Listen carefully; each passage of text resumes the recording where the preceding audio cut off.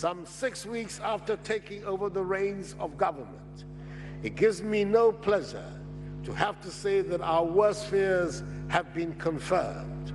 plus a few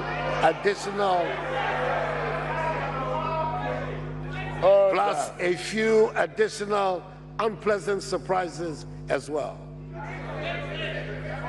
Mr. Speaker, many get quite lost when economists start rattling figures and statistics. I will not try to bore you with a lot of figures, but I hope you will bear with me as I have to put certain essential facts before our country. You would recall that notwithstanding the fact that the previous government had more than 10 times the financial resources than any other government since independence,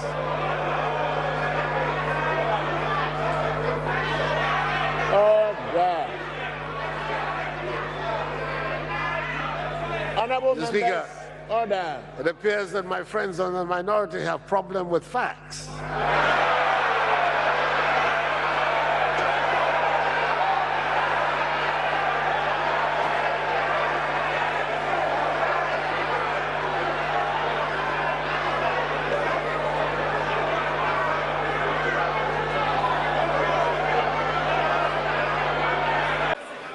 Mr. Speaker,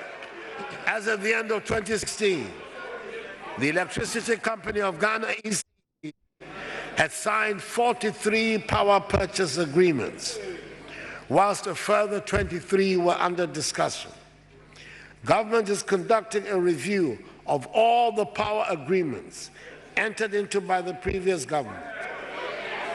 in order to prioritize, renegotiate, defer or cancel outright if necessary in the national interest.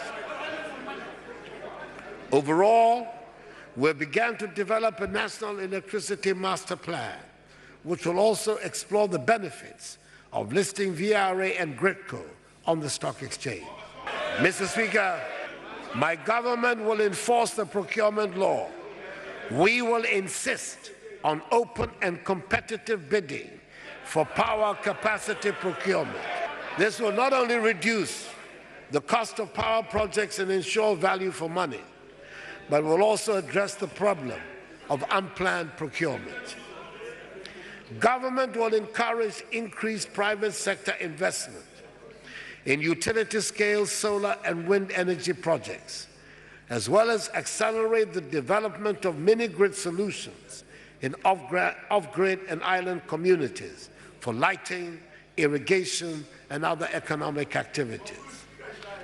We will consequently review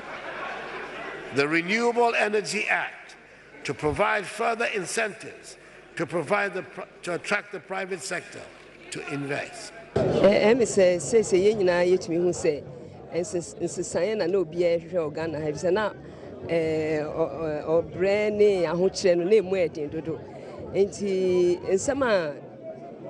President Kanho asem no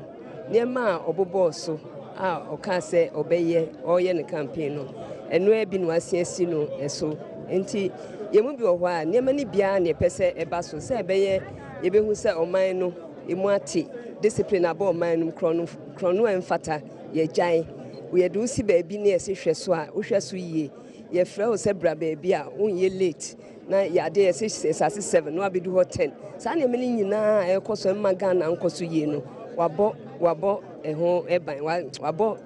wabo so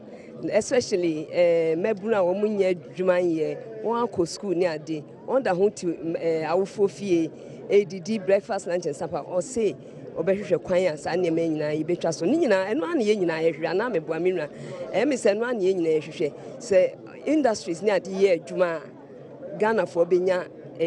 nkola benya adwuma ye wonye adwuma ye a won bra me atwi no ha de won bra besisa na ayeye so na Ghana so etumpon won say wakan zembebre na sanya anopa no ana edi kan mekan no sa ensemu a obobo so no ensemu a na madwene mu no ebia obekeka ensem bia bema ahokyere na omode ye campaign no ebema abafom but ni emitie no say minister of finance amfa na budget na ama amye hu ekwan potea onam so a obema ahokyere na abafom na afi nso emabu na wo Ghana anya adwuma ya na assessment na eden men kan say menyini na de me twa kire ne say so betan akonwa so busum mienu peni na ni opes wo ye en waka no se ebeye ho ana enye ho no age se obia wo bre ne etima ka ho asem ekina eninti waye nsusue bebrebe ye wa abote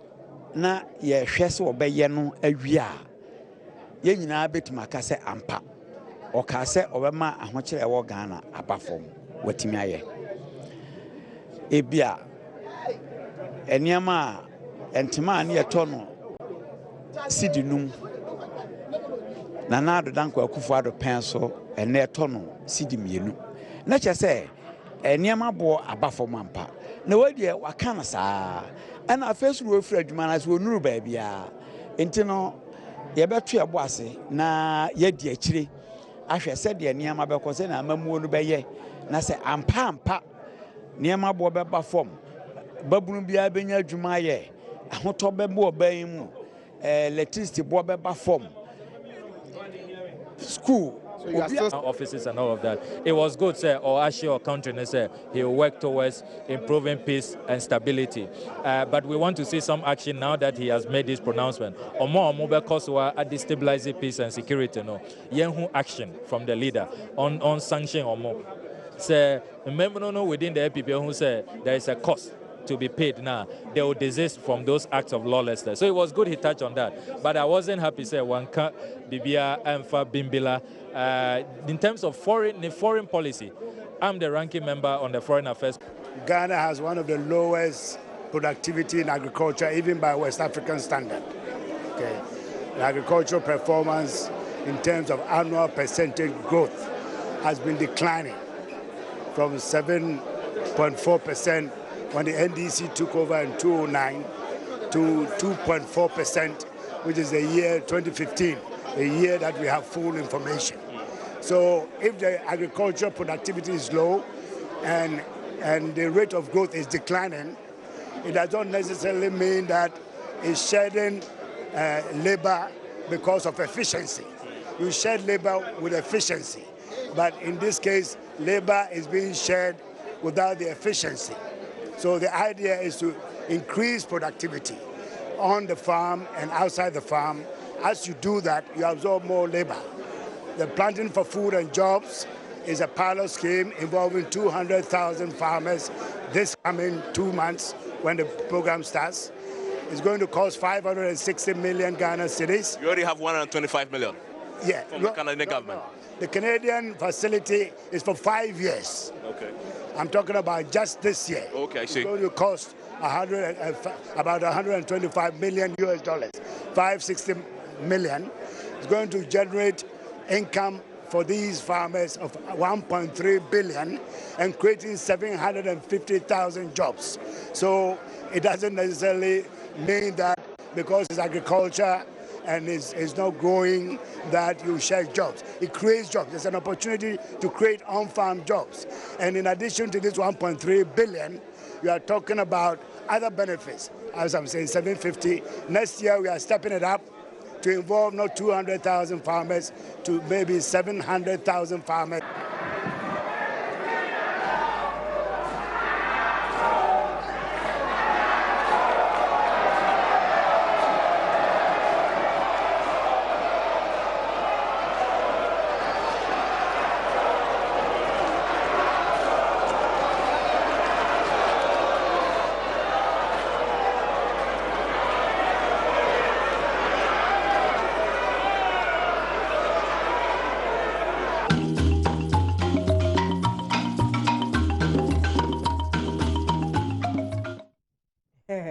And you need be able to say, what one so 1 to the year, I was saying, Radi Beji, see, no, a day. na wa bro oh no wa bo oh yeah wa lock you majority for me no eh na majority for so ka wo mu wo mo so eto nyamenyom abemu awie na me bossa no abemu awie na hu hadi afati oh onu na sha atale afuta no ya wo se yedanyam ya se yedanyam ya se no ade entina asem ni bi ekoso his excellence dia to dwade ba kwa ase de oku de to abla kwa honorable wo de to dwo se na ni je ho mesoma ni je ho pa ene de esi ye ebra wo to aba ni wie ye de na ekoso his excellence ankata so wa muamu aso wa bie so wo se esuba mbone enye papa NDC o MPP o ene so ene sen ye beto aba be wie obi ekwabra ne wakodina tiefu humade aboso ye beto aba wie na kwabra ne wakopie mu oba bi eto boot ukro no anti wakwakwa sesa sika ni nkrofo kwasesa na wo so wo etwa tikiti bi wie sika bi adwere wo si nya papa enim guase e fere ye nei ne ma asesante ye sesa ne ma no nya papa NDC MPP suba bone we won kata so wo beka emranya adwuma wo si mranya adwuma nya papa suba bi ese ye twe onfuru ho ya wo sad to dwa and the way you are very vital you dey to the beboa wunya private company so wo ye adwuma na de multimedia te ha na wa so no abata ma ape time ape no aba wa pon time ape ofi ha ne odi agro na so aba ye adwuma wala fanti wo so wo tru naze abana adwuma wo tru naze won sua onyem modo nti ne Ghana ye nkoya nim tira se civil servants bi de bia ye de ne politicians asemi de bia meka na se ebe me ye ni atre civil servants no a enkoma yi be bi ejina ne ye be koya nim pa ye kwabra ne oba abesia ofra no a wo kwahwe ne boss no enim bi odi be hia wo ne se wo kwahwe oba bi a life post ne no kra ne na ne kankan mu a dwembone nko na tani patri mo polish wo kanenai wo kanenim wo chese no na hia no wo nkwadwuma ntem wo porta mo pe basa wo so no by example wo mka nondu waduru wadada porta nondu bo enti ya hwa no ne fa entu na mo pa na moa na se se sa ne sheda mo papa kwadwuma ntem kwatra la kazes galos de yo brofo no po me huka from ye ni kobo ansa the sports ya brago kan se dia brawo 0302 21170102703 ye bia huma no wadwen tire ne say nura state of the nation address no uhuru ne say wo hwese dia his excellency ya wi ne shoot no a say wakotena ho keka ne kama 1 hour 1 minute and what the kind ni na 1 hour 1 minute and what the kind state of the nation address ya amanfo church o madwene fa ho na brante wa ho maso na akwa ba ye mo ba hema yo yankwa me kasa fi the blues camp o wanchi na Chelsea ye ne pa to akaple ya de dada ye wo krum ya de kwa dada ya de dada ye wo krum ya de na ya woni mi de cause o Ghana ha bom se empire pa na mi bo se Ghana man ye nyina ye nka mum ye mfa boa president yi no mfa mum an no because yan ka mum amwa no na me yi mani na usu yi we na ka ta president ono mu ono ane ba ono dabi ne yin na kabu man kupa ni beje wo se be kabu ni ebu Ghana na kro no ahodo corruption ahodo bribe ahodo ni na be tuagu me da say yenye MPP sem NDC sem so wo kai wo de betu ankasa hofo ankaye enkwaya se bia ne ye MPP te so nti da bia wo kana sa esa se abaya bese ko ye kan hu bom ne ye bo aye ye kan hu bom ne ye bo aye na ya the politics yes say my politics say niema idi odi ahoma so akwa aba hello hello pacho e France say Africa yo I see you do me say you be quiet oh honorable bakwa there na abranti anu wa wi sika ne ye hu no oh you hu no apia ko this manager no bubu account ni nyina na ya mencha de ye be hu no of course gidi abia bia no abomoaye na ma mencha me honorable kwachi aka me fi central MP abia obia no ya menka no na na mpa ifo ka se bi se aburodie ebebo market sia ifiri na ifiri ye no ke de we aburo be sia pie na otumu sa aburo we die ne ma be ya kesi ne sia na ba ye ya ono a she bo se oba ya ye tifu e so a isi afu e $8 yusu di anim di enu obegina ho be ma promise akesi biom te se fe ne ye ba be koto aba me de me sere said na na brand e be kan no na the division bi ani ha na mum ebinum aye bi me yahu kan enti na duru ba bi a na ebinum so ate ada no eti ye hwa ni antoto ne ma na ye ye ma ye nyina na de we na na si ahye afia de gidie bi ahye da nim sa yo ya la se honorable said de atudwa no speech ni mu senke bi a ye bro ba ko mienu miensa bi so bi a o ye ba ye hu se we yakoso we koso a nke se da ne ba sa nke se da ne ba sa honorable praise wa homa so honorable akwa ba na me jo so na no pom di ze na me esra me papa na watwida no mu bedi ndabai ye di na no a no na di na watwida no ye ko kama de oh na me adom bibia ye boko na isu ase ye da no so ye 18th 18th March and be ye no enti adofo mu a wo ho oh ade na ye di enkuja sa da be say ye tu nya na o ya wa say wote da ede na ebi be tu asi ufie o ndi ebi tu si ufie o a na zo so afa ngwa ho de na me nyini se se de organizer a o Cote d'Ivoire organizer kosi ne mode ba obo mame no ene onabo police ene MPP for mpani for a na se a me ko mu mpani for o ma frɛ me a je se ye no kra no ta mo no kra so ko mo pentem kra kwakoto adaka no ndi me giri se be pe ya se de ni dia abia ma se de o pe ni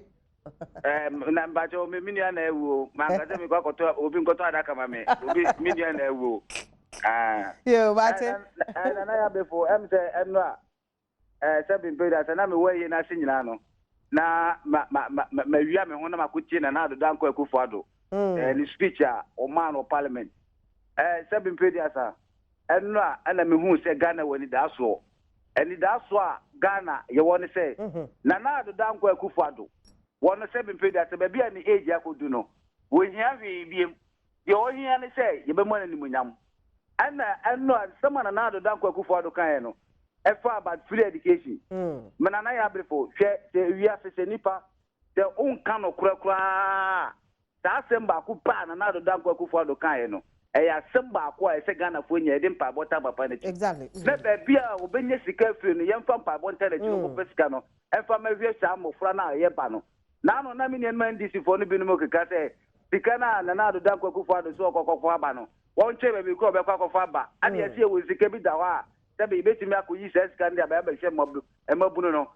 ndc for ne say omo mpene oman ne daachi sika mabunu eba na hwani mabunu no mabunu aye wo Ghana no hwani mabunu obi o ko ss na wonye sika mfa nko ss ono no daachi no uti o ye mfa ntwendi pafufro a obeba na hwani enko wude biem mfa sa ss ne famila etime ye la say peaceman ewa homa so peaceman akwaba hello Mache. Mache. Hello? Yeah, bako nana ya peso. Ya kupon shira no wan shira Ghana manyina. Amen. Yo, the American say, the shima dia bako me kiem honorable agemesa. I say, mutinen kaki. The American say, no nana akufadu a president. Abba Parliament, Abba Dressing National Address. Nana Kufodu ni sama ko kan say. Wano Ghana mai eni sika wo mo disika ni na ama sika bia ni mai no. Wo ye saka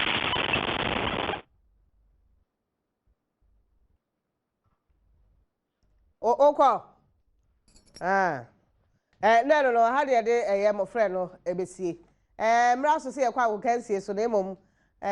kesuba ya wo boase wo se me nna mu nyina amase enra ne papa ene nunua be ma 1 week ana se na wotweda na wo mudi ye no wo da mase papa ne na wotweda na se wo mo ye party ni asem ketwa kwa bra ne po ye wo se ya me na ase tutu me na mse na so be 1 week de ye date na afa moto party ni asem ketwa ntini ebrepam date de ba be ka me nyira etumi akwa akoboa